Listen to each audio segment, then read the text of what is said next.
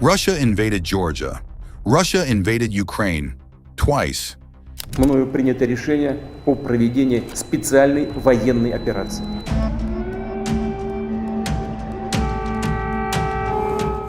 History says Poland should be next, but it isn't. Not because of NATO promises or treaties. Those have failed before. Poland has a different kind of insurance.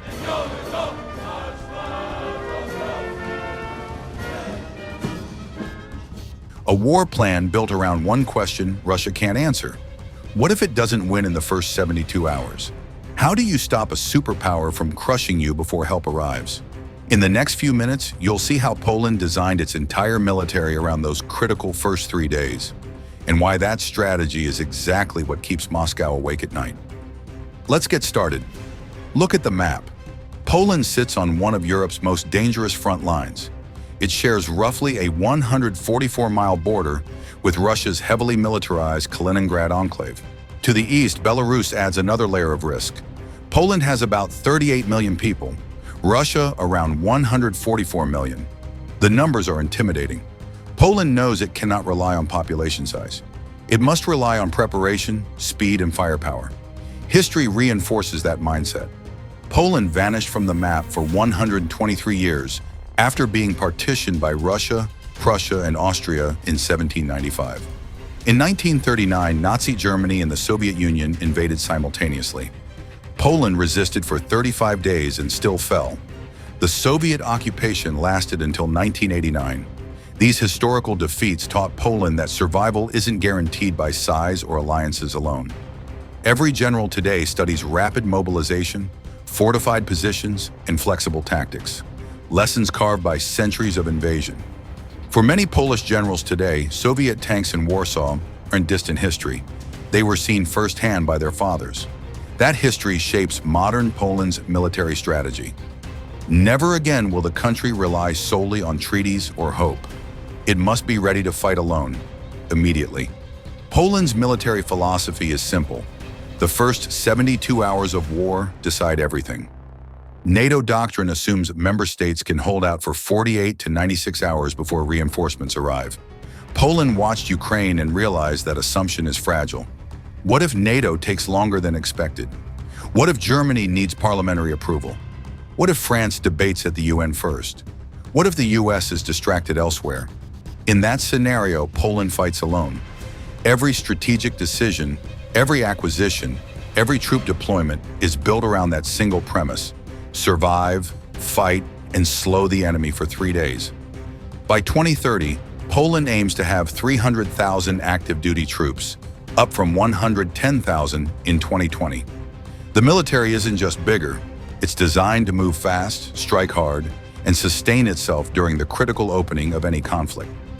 After Russia invaded Ukraine, Poland increased its defense spending from 2.7% of GDP to nearly 4% in 2023, and projects it will reach 5% by 2026, amounting to around $45 to $50 billion per year.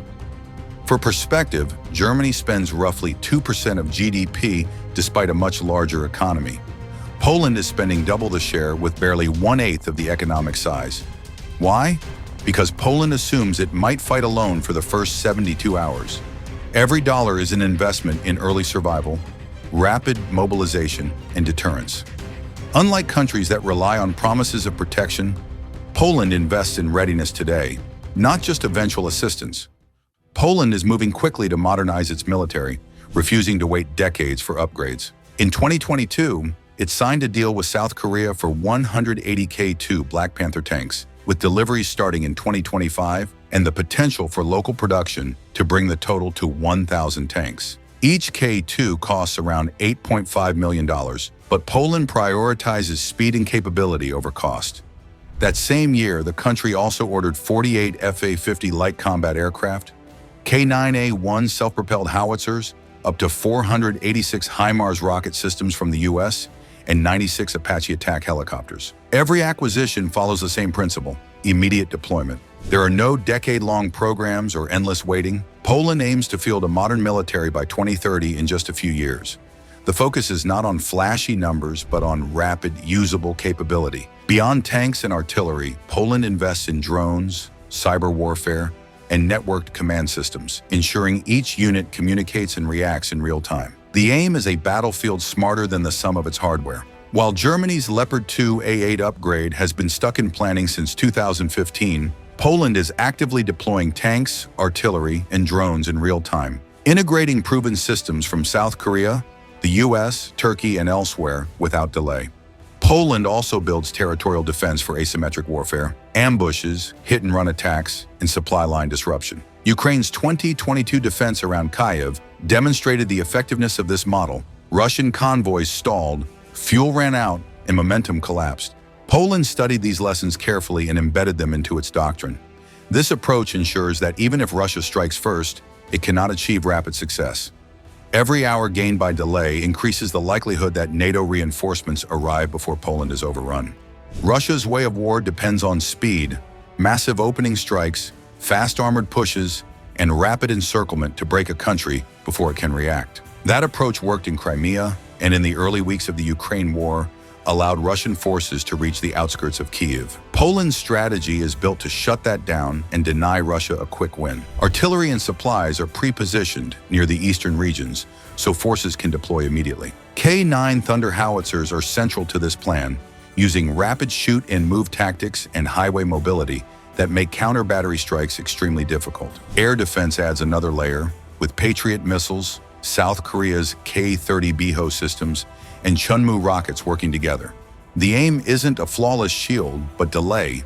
Every aircraft shot down and every missile intercepted buys Poland critical time to respond and reinforce. Poland's plan goes beyond troops and weapons. Industrial capacity is part of the 72-hour calculation. Co-production of tanks, artillery, and aircraft inside Poland ensures supply lines remain local and jobs grow at home. If Poland holds long enough, NATO reinforcements can arrive. American F-35s from Germany, British armored units from the Baltics, French artillery from rapid reaction forces. But survival in the first 72 hours is non-negotiable. Every decision is made with that as the guiding principle. Some claim Poland's actions provoke Russia. History tells a different story. Russia invaded Georgia. Russia invaded Ukraine twice. Poland didn't invent the threat. It reacts to behavior. And NATO guarantees? Ukraine once believed that too. The Budapest Memorandum promised security in exchange for nuclear disarmament. It didn't stop tanks in 2014. Poland learned, treaties don't stop invasions, firepower does. Poland isn't preparing for a war it wants. It's preparing for a war it might have to fight alone for 72 hours. Buying 1,000 tanks, spending nearly 5% of GDP, mobilizing new units. It's all based on hard-earned lessons, not ambition. Poland's geography has never changed. Sitting between Germany and Russia once meant being the first to be crushed whenever conflict erupted in Europe. Today, that same position makes Poland the front line against any push westward. In this reality, hesitation equals vulnerability, while readiness itself becomes deterrence. When Russia looks at Poland now, it no longer sees a soft or hesitant target. It sees a country prepared to make the very first week of war painfully expensive. And that is what Moscow fears most. Poland's 72-hour plan is not a theory on paper. It is practical, measurable, and relentless in execution. The objective is to hold the line for 3 critical days, disrupt Russian momentum, and deny any chance of a rapid victory. Troops, artillery, and supplies are pre-positioned in advance, all with one purpose: buying time for NATO reinforcements to arrive. Every decision, every weapons purchase, and every training exercise feeds into this doctrine. The plan is not about winning instantly.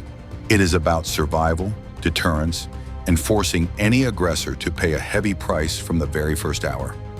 Poland's 72-hour war plan is more than numbers on paper. It is survival engineered into strategy, deterrence made visible, and a warning to anyone thinking aggression could be swift. Poland isn't betting on promises, it's betting on time. By pouring nearly 5% of GDP into speed, firepower, and readiness, it turns the first 72 hours into a trap. Tanks, troops, industry, and terrain all serve one goal: deny a fast victory. And that certainty, delay, resistance, cost is exactly what Russia fears most. Do you think Poland's 72-hour strategy is enough to stop a modern superpower? Or is it just a gamble? Let's know in the comments. If you found this deep dive into global strategy eye-opening, be sure to like, share, and subscribe for more inside looks at the world's most critical defense secrets.